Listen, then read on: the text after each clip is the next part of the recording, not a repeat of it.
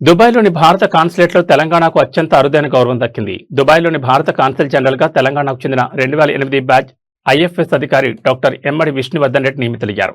ఈ నియామకంతో దుబాయ్ భారత కాన్సులేట్కు నేతృత్వం వహించనున్న తొలి తెలంగాణ అధికారిగా ఆయన సరికొత్త చరిత్ర సృష్టించారు.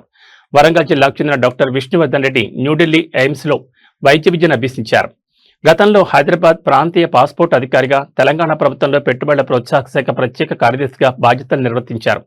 ఐక్యరాజ్యంతో పాటు యూరప్, లాటిన్ అమెరికా దేశాల్లో పనిచేసిన విస్తృత విదేశాంగ అనుభవం ఆయనకు సొంతం. పదవీ కాలం ముగించుకున్న సతీష్ కుమార్ శివన్ స్థానంలో ఆయన త్వరలోనే అధికారికంగా బాధ్యతలు స్వీకరించనున్నారు. బాధ్యతలు చేపట్టక ముందే భారత్ యుఏఈ ద్వైపాక్షిక వాణిజ్య బలోపేతంపై ఆయన దృష్టి సారించారు. ఇటీవల ముంబైలోని gems and jewellery export council Bharat diamond బోర్సులను సందర్శించి రత్నాలు, ఆభరణాల ఎగుమతులపై పారిశ్రామికవేత్తలతో చర్చించారు.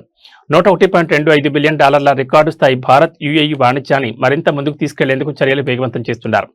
దుబాయ్, ఉత్తర ఎమిరేట్స్లోని లక్షలాది మంది ప్రవాస భారతీయుల సంక్షేమానికి డాక్టర్ విష్ణువర్ధన్ రెడ్డి నియామకం కొత్త ఊపునిస్తుందని ఎన్ఆర్ఐలు హర్షం వ్యక్తం చేస్తున్నారు.